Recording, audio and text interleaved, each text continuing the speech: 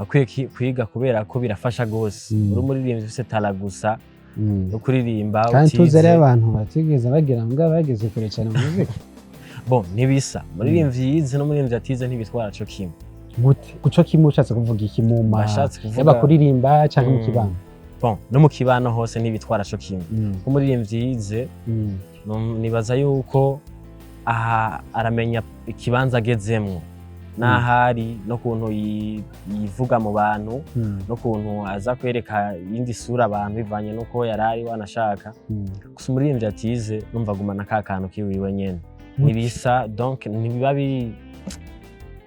si ibintu biramugora kwiadapta cyane mu bantu ataramenyereye isugure ko arico gituma umuziki wacu utagera kure sico gituma ariko kiri mu bituma tagenda mugarabo menga nzi batize ariko kubera management yabo wasanga bafise mu abantu kuande ba managing ugasanga areze urwo rurimi aragize uko ugasanga arageze mbarashise kure cyane yafise management iyo management yiwe yasanga irimwe abantu bize ego usanga irimwe abantu bize bakamufasha bikagera kure mugana wene byari biryoshe iyo bana wene yarize afise nawe ushobora gusova sivyo kuririmba umuririmbyi afite tara atace ku ntebe y'ishuri yo kora iki ubu yo kwiga nasubire ku ishuri imyaka yaragiye asubire muri ka asubire ku ishuri imyaka iba yaragiye ukavuga ati mana ibiboro ni hatari nasubire ku ishuri yakira ubumenyi kubera ko birafasha gose umuririmbyi warize ni bien sana bon uri ahayo n'abantu ushobora kuganira kumva ati uyu muntu kweri arafise nose ku bintu kanaka so mvu umuririmbyi atize bon sinca yiga indimi gusa cha bigenda gute imyaka yakujana cha wiga indimi gusa navyo biragisha bifashe kubera kera hariho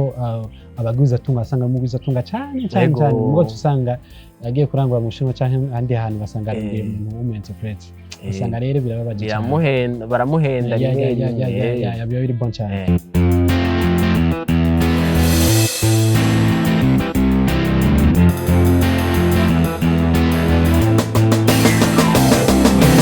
yes bakunze open mic muri Miss Patrick ndi kumwe n'umuririmbyi new generation Jad Muzika ndakura mu kici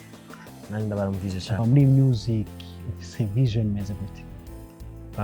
naje muri musique mfise vision no kumuririmbyi ari international kurikiranwa ku mbuga zose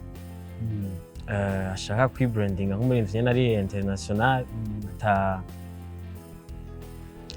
tana hamwe ushobora kumurondera ngo umubure n'ibikorwa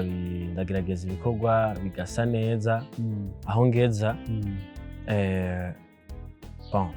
nyine aho ngeza kabisa ndabona ko ndiko ndakora ndashaka ko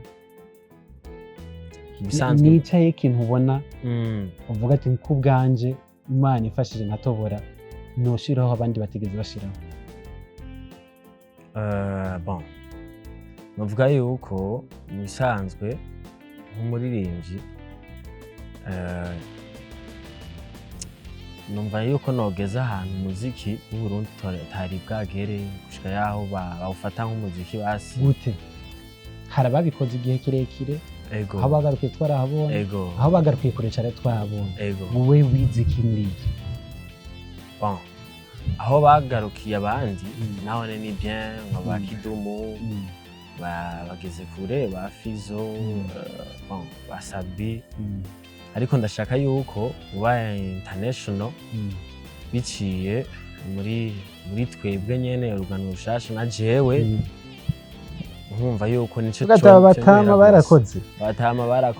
bararuha twebwe nitwe tubuje hageze yaho tubasova kugira ngo tubandanye ngwa rugendo yego dushike kure turenga aho batagitse uvuga yuko ku muririmbyi bon umurundi hari wese kameme abakwiye kwiga akwiye kwiga kubera ko birafasha gose uri umuririmbyi ufise tala gusa no kuririmba kandi tuzere abantu batigeze bagira ngo bageze kure cyane mu muziki bon nibisa umuririmbyi yize no umuririmbyi atize ntibitwara co kimwe gute kuco kimwe ushatse kuvuga iki mu yaba kuririmba cyangwa mu kibano bon no mu kibano hose ntibitwara co kimwe nk'umuririmbyi yize nibaza yuko aha aramenya ikibanza agezemwo n'ahari no kuntu yivuga mu bantu no kuntu aza kwereka iyindi sura abantu bivanye nuko yarari wanashaka gusa umuririmbyi atize numva agumana ka kantu kiwiwe nyene nibisa donc nibiba si ibintu biramugora kwiadapta cyane mu bantu ataramenyereye. Bisubire ko arico gituma umuziki wacu utagera kure? Sico gituma ariko kiri mu bituma tagenda mugarabo menga nzi batize ariko kubera management yabo wasanga bafise mu abantu ku bande ba managing ugasanga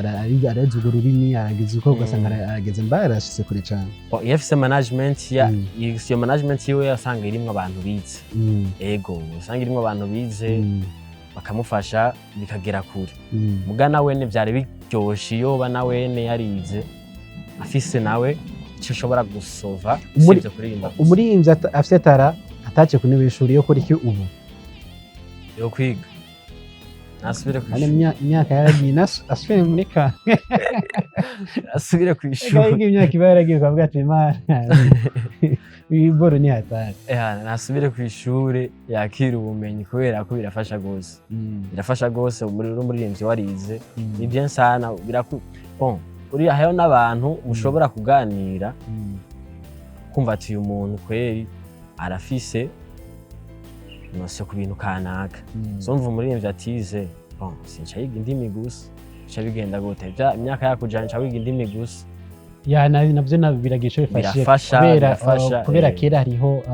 abagwiza tunga asanga mugwiza tunga cyane ngo tusanga agiye kurangura mu Bushinwa canke andi hantu basanga ari umuntu w'umu-interprete usanga rero birababaje baramuhenda biba biri bon cyane. Wakoze clip video bako bayakira gute ijya song ya muri community kushona munsi? Indirimbo nasohoye bariko bayakira neza ndanabibashimira gose mwarakoze gose indirimbo bariko barayakira bien ndabona ama message ni fresh barambwira ko byagenze neza n'abakoreye video ya bien n'abatararaba muje kwiraba ni video nziza yaranamvunye twararushe gose ujya muzi twararushe gose ndavyika ko twatashe nko mu gitondo twataje mu gitondo vraiment twarushe gose ma challenge wenda yabona ni bien biragenda neza munafashe tubandanye bibandanye bitera imbere bishike kwindi ntambwe. So Kigali ni open mic ni kai kana wabwira abakunzi ba muri rusange? Emerera yuko muri isama mfise indirimbo zishika kuri 3 harimo na collab. So Kigali ni open mic ndakwifuriza ibikorwa vyiza no kubandanya umererwa neza. Merci beaucoup namwe bani baheze. Asante sana.